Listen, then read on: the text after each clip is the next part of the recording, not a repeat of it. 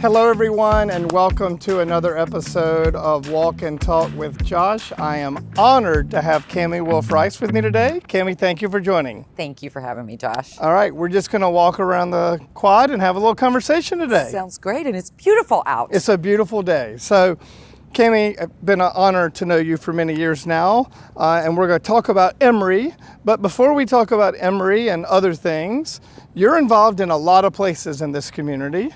And I thought we'd start there. So tell us about some of your community involvement.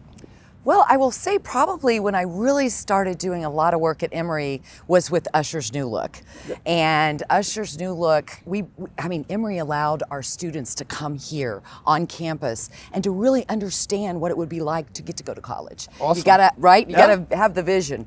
And we would host our leadership meetings here on Emory campus.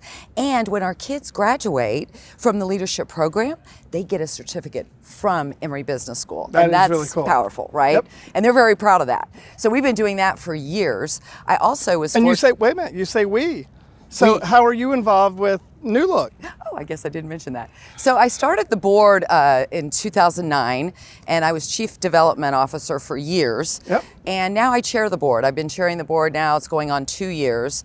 And, you know, just to watch your return on your investment, because our kids are working at PricewaterhouseCoopers, GE, FedEx. And we've actually started an entertainment sector because there's so many jobs, workforce development for New Look kids. That's and awesome. We're celebrating 25 years. So it's As an organization. Yeah, That's Usher incredible. started it when he was 19 years old. Unbelievable. Yeah, very All right, exciting. so that's one. Yes, I also was fortunate to be on the Emory Global Health Advisory Board with Dr. Jeff Copeland back in the day, right? He's now retired. But that was amazing. The collaboration that Emory Global Health does when they get a law student and a finance student and a med student, and they put all these collaborative minds together, and we actually hosted them in Cambodia with work that we do in Cambodia. So loved being on the advisory board, and actually just had lunch with Rebecca Martin today. Awesome. So, yeah. Who currently leads that institute. Yes. So, Cammie, you and John, your husband, have also obviously gotten more involved with Emory over the years beyond those two things. Tell us about some of your Emory engagement. Well, we are co-chairs now, going on a complete 5 years, which has been really, I gotta compliment you, Josh, and your team, because you made it really, really easy for us to be co-chairs. And our job was to go out and raise a lot of money on Campaign 2036. Yes. And, you know, we did intimate dinners, right? We had a Valentine's, I think last year at Valentine's Day, we did an intimate donor reception at our place. And just going to all the different events and meeting alumni and getting them more involved with the school. It's just really been an amazing experience. But I got to say, you all made it very easy for us to be co-chairs. So thank you for that. That's incredible. Thank you. Well, 2036 has been tremendous, but you and John have been tremendous as part of the leadership of that effort. Also been donors, a scholarship in your parents, your mom at Emory College, John's parents out at Oxford. Yes. And then as we begin to move towards one of the main reasons we're here today, you also have something over at Winship. Yes. So let's talk about that. Yes. We were able to do an endowment chair. Unfortunately, we lost our son, Christopher, and we were able to do a research endowment chair in his name with Dr. Frank. And I gotta say, I'm glad I got the glasses on, I'll get emotional. Emory found the very best, perfect doctor, Dr. Frank, to do this. I mean, it was just an amazing. The first endowed chair holder of, yes. Yeah, it was amazing. And every day he has a picture of my son on his desk. And every day he looks at Christopher and says, let's go save some lives. You know, like he has just an amazing patient bedside manner. And I don't know, we just connected the minute I met him. I mean, he's just remarkable. And I can't even, words can't express what it means to me to know that my son has an endowment chair here, that ultimately his legacy is saving lives. Absolutely. And that's here at Emory. And even though neither one of us went to Emory, right? Right. But we absolutely are a part of the Emory family. Absolutely. And it's a family. It's a not even family. a community. Yeah, it's a family. I agree with you. I really feel like I went here because I've spent a lot of time here Yes, you do. these days, but yeah. So, Cammie, the reason I asked you to do this, and I'm excited for you to talk about your organization that you founded and are the CEO of, the CWC Alliance. Let's transition to that and talk about the CWC Alliance. Okay. What is it? Why was it founded? Tell us a little bit about that. So, my son had a health illness back in, oh my gosh, when he was in middle school and high school, and he had to have a major surgery. And we went home with 90 Oxycontins, and it hijacked his brain. And that is the reason Christopher died of an overdose after fighting addiction, substance misuse for 14 plus years. Wow. And so I really wanted to start a charity, a nonprofit, and I felt like there needed to be a new position that's missing in hospitals. If you look at our society, we have coaches for everything. Everything. Right? Can you imagine the Super Bowl this weekend with no coach? No coach. Right. So there's no coach in the hospital when you're having a health crisis. So we've developed a new position in hospitals. We started at Grady Hospital. It's called a life care specialist. And basically this position was based on everything Christopher did not have in the hospital and I did not have as his caretaker. Yep. So their job is to educate you on opioids if you have to be on them, the importance of how fast you need to taper off, and then to provide other pain management strategies that are non-addictive, right? Yep. And so their job is to be your care coach, right? They're to educate you on the medication that you're on, if you're on an opioid, how quickly and how important it is to taper off, teach you about Narcan, but also provide mental wellness skills. If you're in the hospital, you have stress, anxiety, PTSD, probably all three of those things. And a lot of pain. Right. Right? That you were just trying to figure out how to get through it. Exactly. So the life care specialists, they're certified in trauma coping skills. Yep. So they teach those at bedside.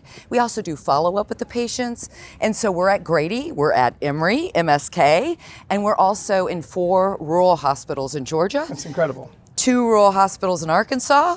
Yeah, we're really excited. And awesome. actually just recently, this week actually, I was at Harvard because I worked with the business school here in Harvard Business School, and they did a case study on the life care specialists. About these new life care specialists. Yes, yes.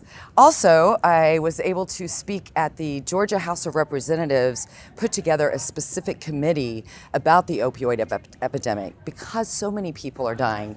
There's still a lot of fentanyl and overprescribing and et cetera. And they came back to after I spoke and gave the pitch that there should be life care specialists at every hospital in Georgia, they came back and recommended to the state that yes, there should be life care specialists at every hospital in Georgia. And Cammie, obviously you and I have known each other, so I know a little about this, but my understanding is even from the beginning, education. Do I need these pills? What do I need? How do I need to manage with and deal with so all of this is part of the life care specialist responsibility, right, within these hospitals? Absolutely. We teach the patients how to be their own health advocate and the families that support the patients, right? What questions to ask your doctor? Is there an alternative to taking an opioid, right? And to really just be educated on how do I deal with my personal pain, because it's an individual thing, right? Yep. People's pain tolerance. And setting a clear expectation of pain. And honestly, a lot of times a patient, they just need a listening ear. Correct. They need somebody to talk to. And what happens is we uncover other comorbidities like food insecurity, housing insecurity, domestic violence, so that patient doesn't fall through the gap. They're able to get the resources that they need. That's incredible. Cammie, I also know, you just mentioned it briefly, you're working with physicians to even know when or do they even need to prescribe these medications?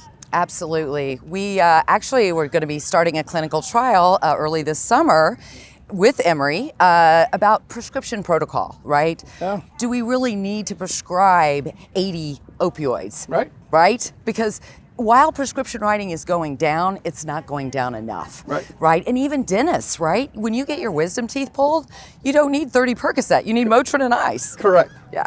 Yeah. Well, I think this work is transformative. As you talked about, you've begun the process here in Georgia, a little bit in Arkansas, but you're exploring how to take this beyond. Absolutely. You know, I do a lot of advocacy work in regards to fentanyl poisoning as well. Yep. And Emory is helping CWC. We're hosting in March.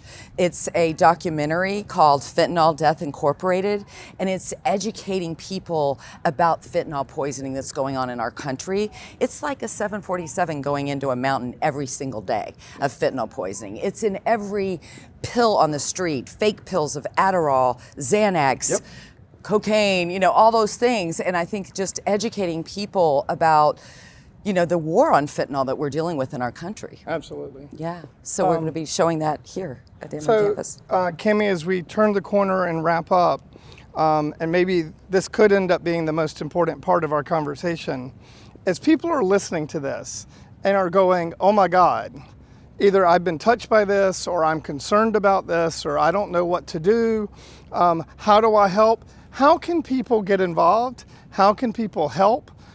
What should people be doing in their own individual lives or communities to help address this epidemic, right? I mean, it's just such a difficult situation. People always, at the end, I try to wrap up the video by saying, how can people be a part of this? Absolutely.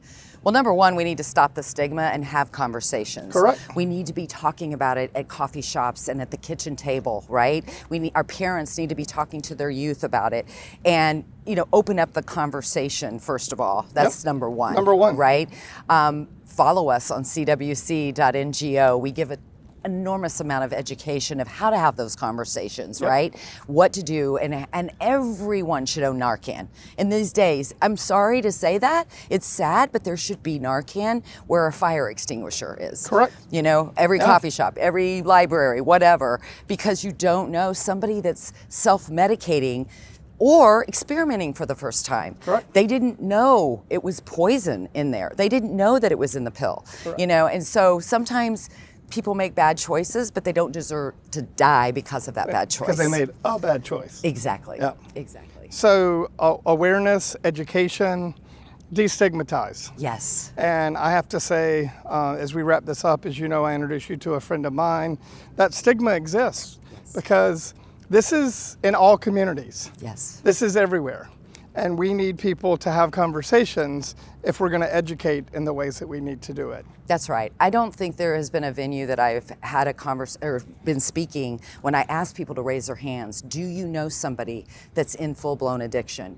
Everybody raises their hand. Do you know somebody that's died of an overdose? Hands raised, right? And it's so sad. We've got to reach out and have these conversations and come together as a community and educate so that we can eliminate the deaths. Yeah. If we're going to address this, we got to talk about it. We got to talk about it. Well, Cammie, you're doing amazing work. We want to join in that. I want Emory to continue to be a part of making sure that we're putting that message out there and amplifying it in important ways.